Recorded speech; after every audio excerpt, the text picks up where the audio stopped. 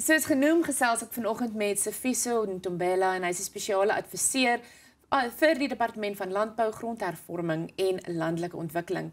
Sifiso, welcome here to Grootplaas. Thank you very much, Mia, and thank you to also your viewers at home. Absolutely, and I think it's a really important topic we're talking about. You know, agricultural trade and policy. Just from your side, where do we stand with that at the moment? Just to begin with. I think when you look at agriculture, and you're absolutely right, it's one of the sectors that is very important into our economy. Absolutely. In actual fact, it's one of the fast-growing sectors in our economy. So we often don't give much credit we deserve in terms of the farming community and the food processors. As we know, since the reforms of agricultural policies in 1996 and 1995, the agricultural sector as a whole has doubled in terms of volume, and export market has become even more important. Absolutely. Yes. Today, actually, 55% of agricultural value is generated from the export market, which means that for the sustainability of the sector and farmers to continue investing in the farming community, in the farm areas, they must increase exports. Now, I want to stop at exports. You're so right. It is so important for export markets to be opened for that growth. So how are industries supported to access export markets practically?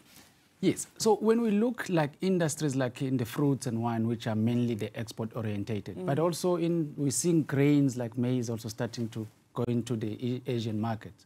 So one of the areas is to really improve the efficiency of the export systems so that you can issue export permits much quicker. Yes. We saw during COVID, the Ministry in Agriculture and the department also issue now electronic phytosanitary certificate, which actually improve efficiency into farming space.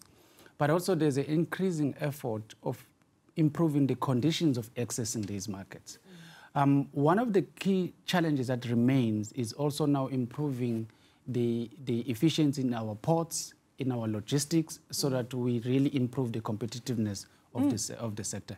And it's some of the areas that are really being supported into the industry. And I think where we look out at the moment, you know, when it comes to animal and disease threats, I think we can't have this discussion without talking about that. That is becoming an increasing challenge for us, especially when it comes to exports. Are there actions being taken to really address these outbreaks? Yeah, I think that every farmer you meet in the country will tell you biosecurity is a challenge, not only just on animals, sorry, but also on plant. Absolutely. Plant disease control and so forth. And you're absolutely right. What we saw is the industry and government coming together, and there was a special task team where specialists in this field were appointed by the minister to really look at what are the solutions to deal with these issues. And there has been some of the progress being made in that front. Sorry, and one of the areas that we look at is that also even in the vaccination program and improving the OPP functionality, and perhaps looking at the options of even bringing the private sector to partner with the government in that area so that you can improve biosecurity availability and vaccines in the country. Over and above that is really understanding the control and the command system between national government and provincial so that we can have early warning systems that are able to curb the spread of variant disease. If you look at colleagues that are in the poultry industry, will tell you they are struggling with, at the moment. At the moment, absolutely, with the avian influenza. So these are the part and parcel of really bringing together and ensuring that we control the disease going forward. And if we specifically look at biosecurity, the concept of biosecurity, that definitely is a priority for government, right? I mean, good biosecurity, because as you say, people are stressed at the moment. Absolutely. And also over and above being, as you rightfully said, the biosecurity, over and above being just a national issue, I think also at the farm level, understanding as your workers move from different sides of it, are they abiding to the strict farm control system? Also from the consumer side, you know, ensuring that what you eat got a very strict biosecurity alignment into it. It's very important. So biosecurity is not only just a government issue, but it's also a farming community issue, and every value chain player that has to abide into it. Do you think enough is being done to promote good biosecurity? I think enough attention is currently being given. That's good.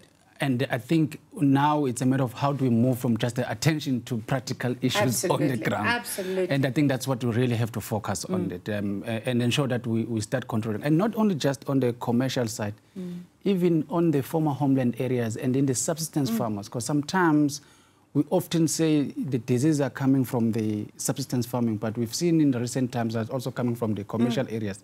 So which gives us a message to say, we've got to look at everything in totality, and that's what we have to focus our attention at.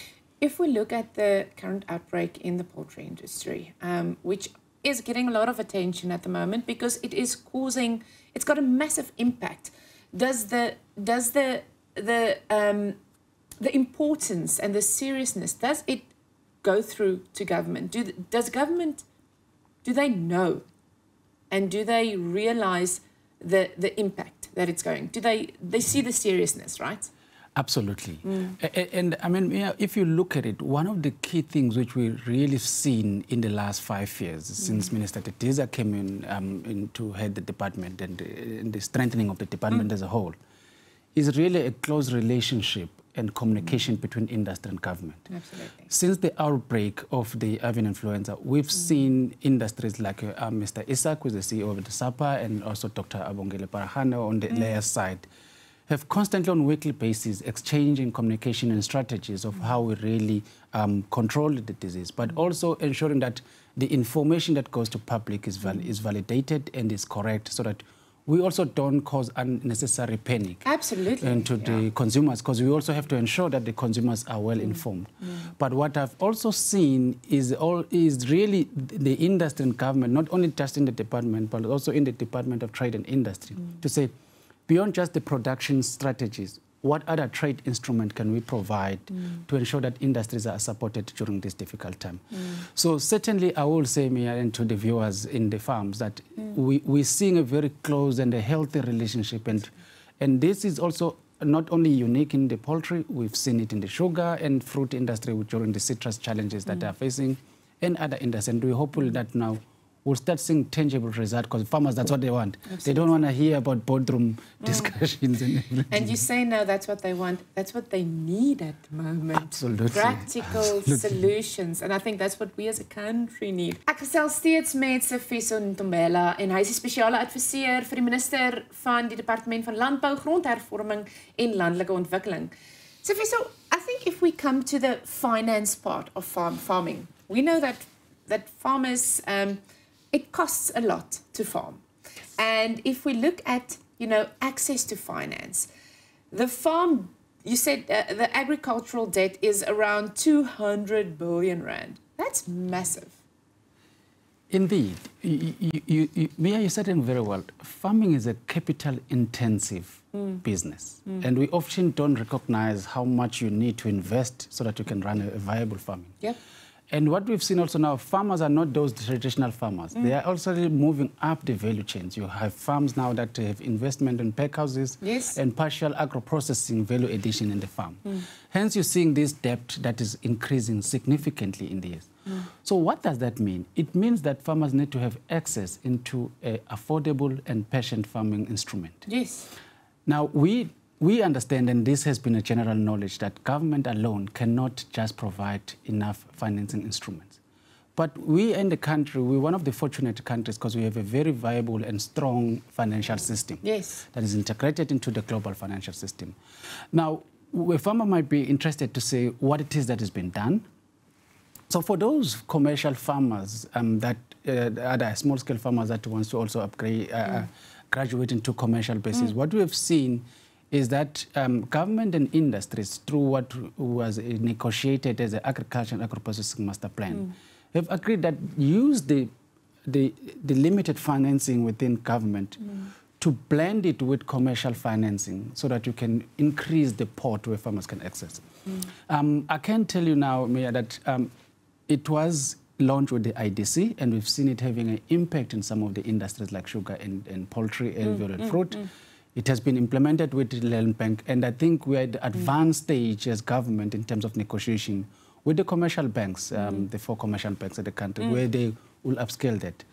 But over and above that, it's also what we call the statutory measures, which is basically the commodity association that they use that financing through government instrument to collect levy to drive the competitiveness like generic services like research, market development, information collection, and so forth. So these are instruments that are critical in ensuring that our agricultural sector, agricultural economy, remain competitive and remain viable in the global scale of things. Does the 200 billion, that number, is that worrying? Does that worry government if we look at that's how big the agricultural debt is? Is it worrying? Not necessarily if you're looking at it in the context that it's a growing sector. There we go, yeah. So, because it basically means that at least farmers are able to access, because part of that is also you want that to increase because it shows that farmers still have confidence in the farming space. Yes. So they are planting money that they are investing money. Yes. I think what should be a worrying factor is that are they able and being supported to pay it back into the institution? And is this money also affordable to them when they take it? Because we don't want farmers to take this money and unable to pay it and exit the industry. And I think that's where the most effort should be paid in safeguarding their interests so that they remain on the farm or on the processing part and they continue to increase. So the size of it is not really a big issue. It's the access and the payability that we have to ensure that it's being supported correctly. That's extremely interesting. I quickly want to just...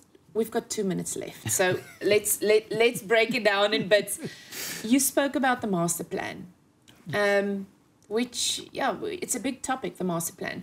What has been done so far to implement it? Is there, some practical examples you can share with me? One of it is just what we've spoken about on the financing part of it. And I mean, till today, about 5 billion rand is being unlocked through the blended finance scheme and other instruments. And we're hopeful that can go up to about 9 billion with the commercial sector going forward, whether in the short and to the medium. Because the master plan said you need at least about 9 billion rand per annum to ensure that farmers have access to it. One of the other areas that is being upscaled within the master plan system is really to increase access to export markets, as we've spoken about it earlier. So we've seen during breaks of the ministers' meeting earlier on where there was access for the first time of avocados to China, which is really a positive thing within the sector. And we want that to continue with all other commodities as well, where they have access not only just in Asia, but also in Americas, Europe, including the African continent, because it's a critical market also for them. So I think that's one of the issues that is increasing. One of the key things the master plan is also aiming to do is to really also drive the inclusivity of the sector. So as we grow the agricultural sector, how do we make it more inclusive, not only in terms of racial representation, but also in terms of development of different areas across the country, as well as women and the youth. We want more younger people to get into the agricultural sector. So those are one of the things. So what that needs is building the required infrastructure in those areas and network infrastructure like road and electricity. We've seen then the department say launching the agro-energy fund, which will help farmers to start now diversifying their electrical supply in the farm. So we're hoping these things will certainly make the master plan a reality. Sifiso, it's so nice talking to you. Thank you so much for your time this morning. I really appreciate it, and it's really important information. Thanks for coming in. Thank you so much for the invite.